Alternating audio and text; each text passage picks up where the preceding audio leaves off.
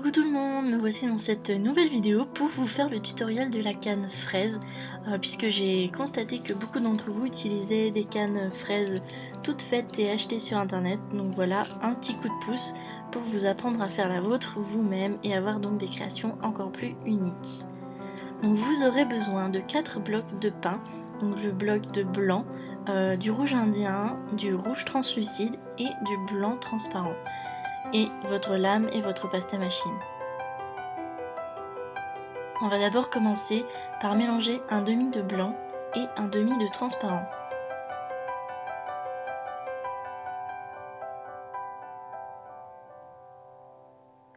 Une fois ce mélange bien homogène, vous obtenez la couleur qui vous servira donc à faire l'intérieur de la fraise et qu'on va associer avec du rouge translucide pour préparer le Skinner Blend. Donc le Skinner Blend, si vous ne connaissez pas, c'est cette technique pour créer un dégradé parfait à la pasta machine.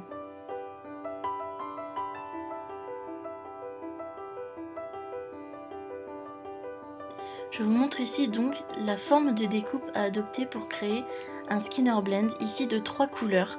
Donc ce sera un Skinner Blend qui ira de ce blanc que vous venez de créer jusqu'au rouge translucide et enfin au rouge indien.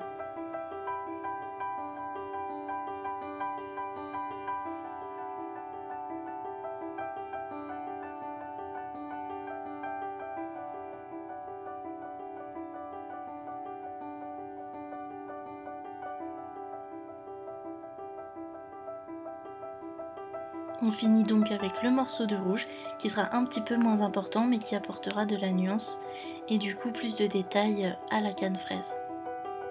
Et si cette découpe est en diagonale comme ça, c'est qu'aux différents passages de la pasta machine, ça va se superposer et donc se mélanger. Maintenant on consolide bien en passant un petit coup de rouleau et en rassemblant les bords avec le bout des doigts. Donc vous voyez là je vais pousser les bords pour que bien ça fusionne et que ça ne se sépare pas au passage à la machine. Donc on va passer au cran le plus large, donc le cran 1, pour créer une plaque. Donc là on fait le blanc à droite et le rouge à gauche et on va garder toujours ce sens. Une fois le premier passage fait, on va venir replier cette plaque sur elle-même en gardant le sens blanc sur blanc et rouge sur rouge. On repasse à la machine de plusieurs fois, de nombreuses fois on va dire, jusqu'à obtenir le dégradé parfait. Vous voyez au fur et à mesure ça se mélange et donc ça crée les nuances. Une fois la plaque de dégradé faite, vous allez créer un petit bloc en repliant sur lui-même le dégradé que vous venez de créer, comme ceci. Puisqu'on va passer dans l'autre sens cette fois-ci le bloc de couleur. Donc vous voyez le blanc d'abord, puis vers le rouge et ça va créer un dégradé en bande. Donc là j'ai commencé au cran le plus large, mais il faudra ensuite le faire au cran le plus fin pour obtenir une très longue et de bande très fine. Je rajoute un petit bout de blanc à l'extrémité blanche puisque vous voyez que ma bande est sortie un peu abîmée et on va venir faire un pliage en accordéon pour créer le bloc de dégradé de couleur. Mon bloc est enfin terminé, donc on voit bien qu'il y a le dégradé du haut vers le bas. Et on va venir maintenant le réduire et l'étirer en fait en gardant la forme rectangulaire pour créer le contour de la fraise.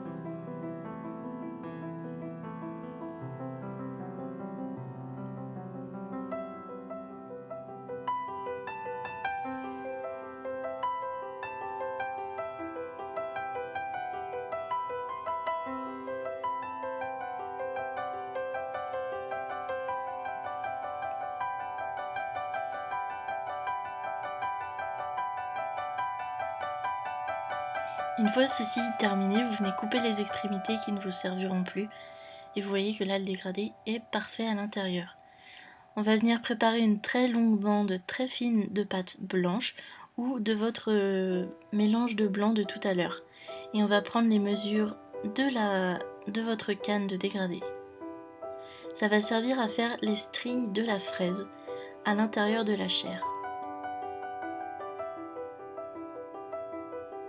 On va préparer les encoches de la fraise, donc on va créer un maximum d'encoches plus vous faites d'encoches, plus ce sera réaliste. Mais bien sûr, il faut que la pâte que vous intercalerez à l'intérieur soit de plus en plus fine. Une fois tous vos morceaux découpés, vous pouvez appliquer votre bande de blanc à l'intérieur en allant du blanc jusqu'au milieu de la canne, comme ceci, et vous allez pouvoir recomposer votre canne au fur et à mesure.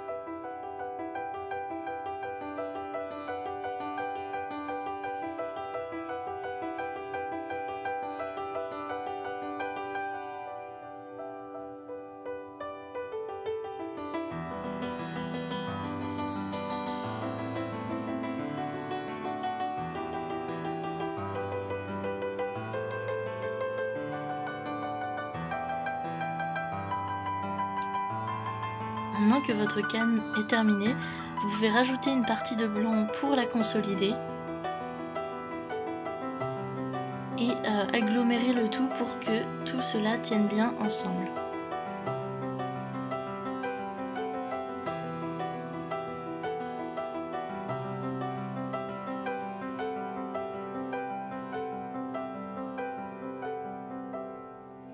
Maintenant, vous voyez que je l'ai tordu en forme de fraise justement pour avoir cette forme si caractéristique de ce fruit.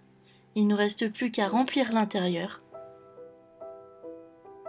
Et pour remplir à l'intérieur, ce qu'on va faire, c'est qu'on va utiliser donc de la pâte translucide rouge qu'on va venir former dans la forme justement qu'on vient de créer à l'intérieur, et on peut créer de petites encoches pour y glisser donc un mélange de pâte blanche transparente et rouge transparente pour créer des détails, puisque plus il y a de détails, plus la canne fait réaliste en fait.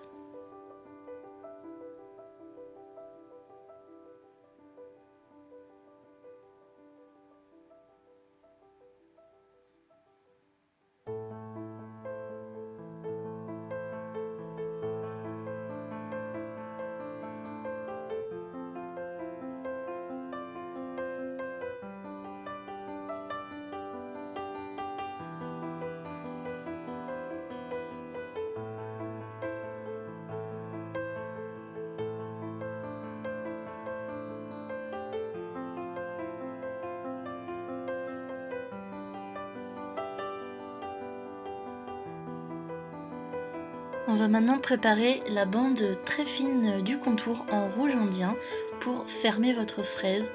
Donc il vous suffit juste d'enrouler votre fraise dans du rouge.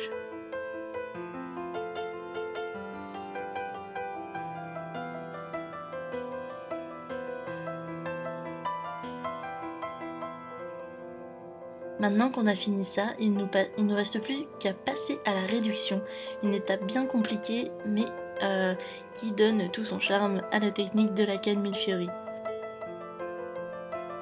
Bon, la réduction c'est quand même une partie très compliquée, je vous invite à aller voir des tutoriels sur la réduction de canne, puisque on peut vite se tromper en fait. Vous voyez que moi je presse au centre pour agrandir au maximum la canne, et il faut aller doucement en pressant du centre vers l'extérieur et non l'inverse, pour pas que les détails disparaissent. Et si vous donnez des petits coups de roulement justement sur le plan de travail, toujours faire dans un sens puis dans l'autre, jamais dans le même, sinon ça va s'entortiller. Donc voilà ce que ça donne une fois la canne réduite. Bon, là on n'y reconnaît pas encore une fraise, mais c'est puisqu'il faut donner la forme de la fraise à cette canne. Et maintenant que vous avez la canne de votre choix, c'est à vous de gérer la forme et la dimension aussi de votre canne, puisque comme ça vous pouvez créer des fraises de différents diamètres et ainsi aller avec toutes les créations que vous voulez. Moi je me prépare toujours une canne plutôt grosse, une canne plus petite et de toutes petites cannes.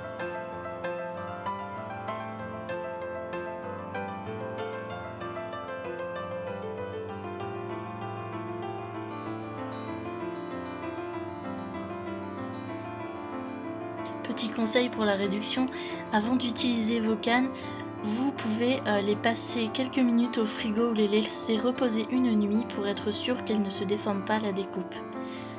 Maintenant, à vous d'utiliser votre canne comme vous voulez, soit vous la gardez crue, soit vous la pré-cuisez selon vos préférences. Moi je préfère toujours les garder crues, comme ça je suis sûre de pouvoir encore changer leur forme, les agrandir et les utiliser dans n'importe quelle circonstance.